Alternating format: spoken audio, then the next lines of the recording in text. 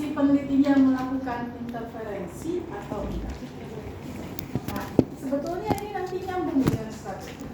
Ya, kalau si penelitinya melakukan interferensi, artinya penelitinya melakukan manipulasi. Berarti tadi yang melakukan manipulasi strateginya apa? Eksperimen. Jadi kalau ada interferensi itu pasti eksperimen. Di sini adalah interferensinya, berarti dia pakai ini.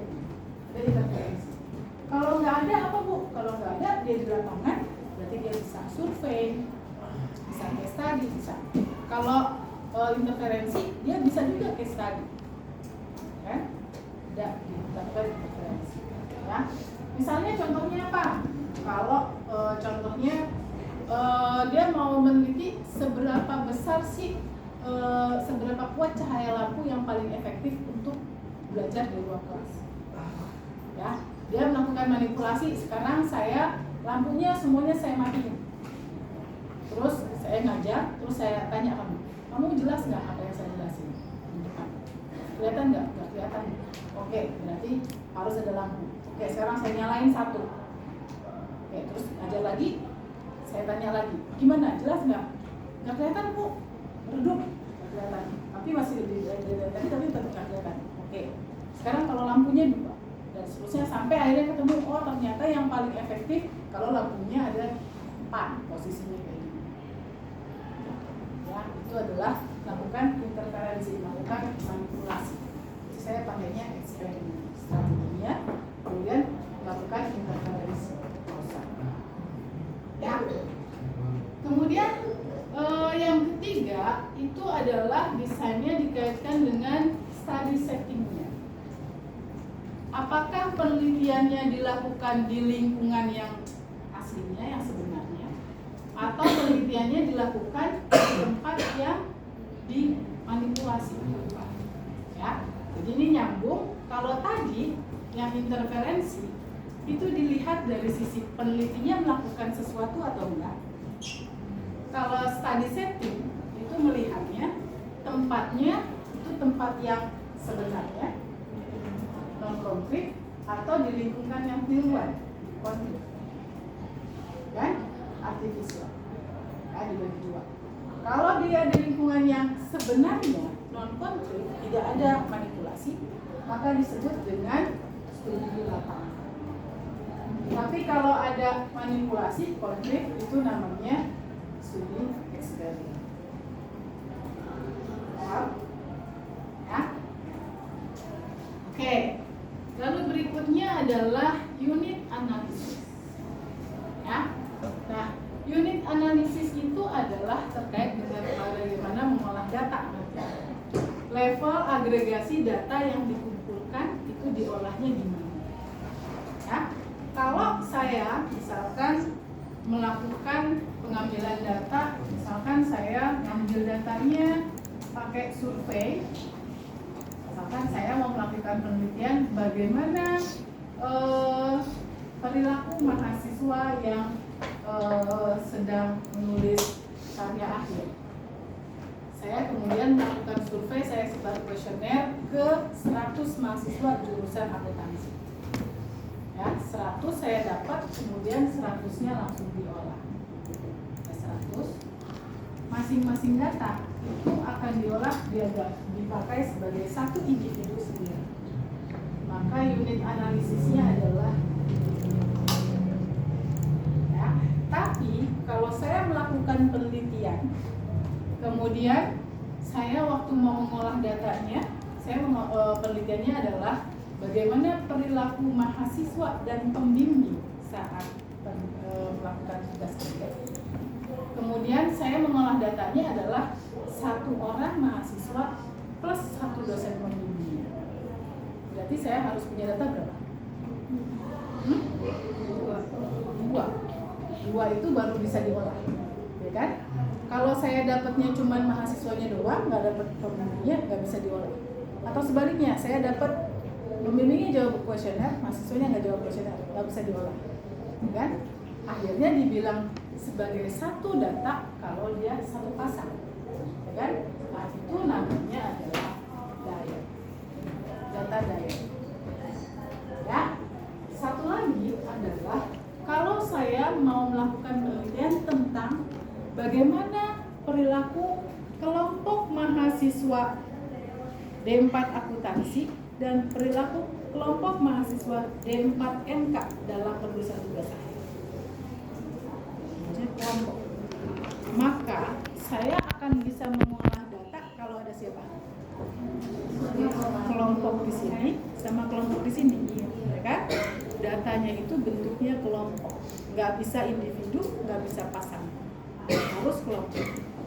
Maka itu namanya datanya, unit analisisnya adalah paham? Oke, maka nanti bagian unit analisis kamu harus menjelaskan data kamu itu adalah bentuknya apa? Individu. Oke. Nah, yang terakhir itu adalah time horizon. Nah, kalau di sini adalah dikaitkan apakah data yang kamu ambil itu diambilnya pada titik waktu tertentu atau dalam beberapa periode. Misalkan saya melakukan penelitiannya tadi survei, ya, kemudian tentang bagaimana perilaku mahasiswa dalam melakukan bimbingan tugas akhir.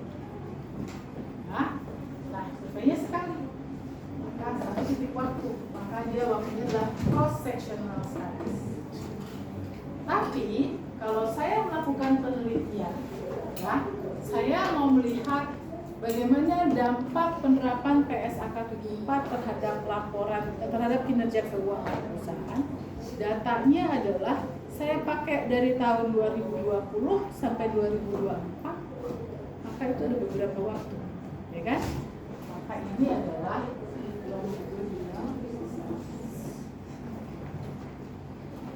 Oke, sampai sini ada yang mau tanya? Silakan.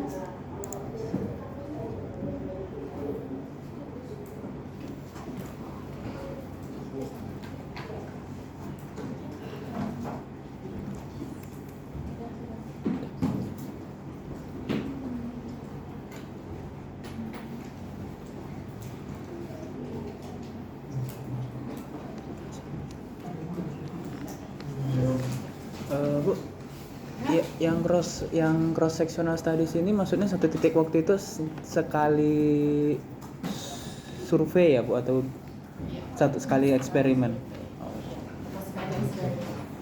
Tapi kalau misalnya kamu eksperimennya dilihat, misalkan biji kacang hijau dilihat pada waktu dia 1 hari, kemudian 1 minggu, kemudian itu maka dia datanya. Atau kamu mau melihat bagaimana harga saham dia di Januari, Februari sampai Desember, maka itu belum itu. Atau laporan keuangan tadi 2020 sampai 2023 itu. Kalau cuma sekali satu waktu, berarti yang lain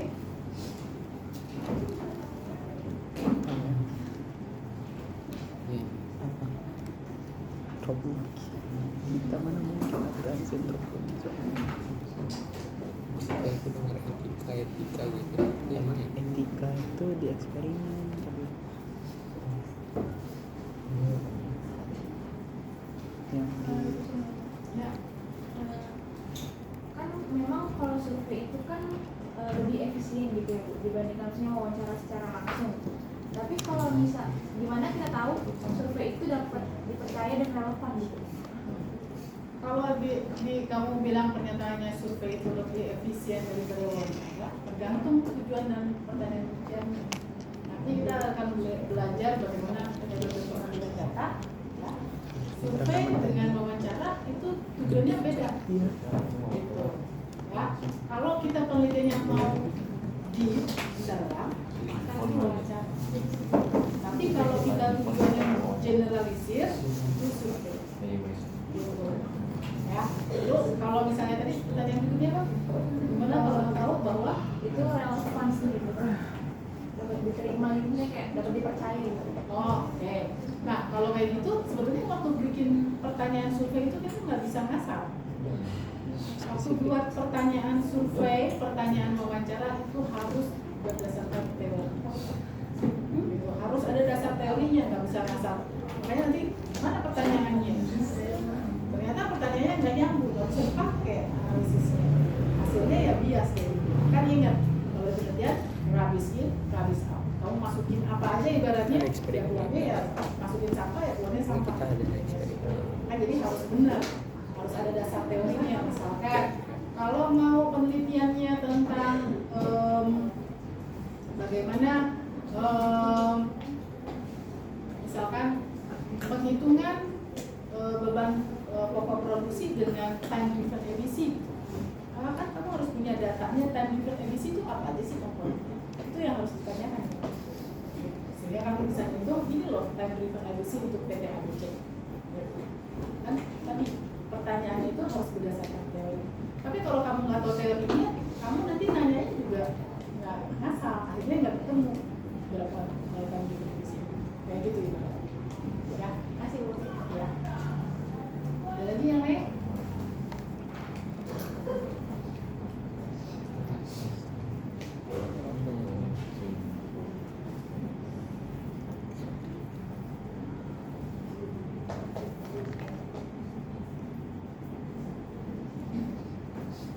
Ada?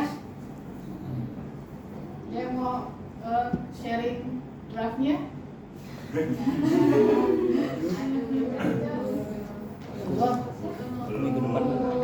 Ini udah sampai bab 3 ini. Minggu depan. Ya, kamu weekend ini coba mulai baca, buat kata kuncinya fokus spesifik sehingga kamu paling nggak punya 5 jurnal. 5 jurnal kerjakan kayak tabel yang tadi sehingga kamu bisa tahu gapnya itu di mana. Oke? Sama-sama. Oke, kalau nggak ada lagi yang ditanyakan, saya cukupkan. Maaf.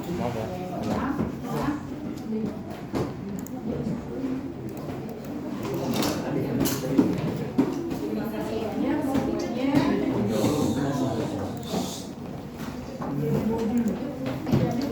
Mudah-mudahan menjawab. Baik, Bu.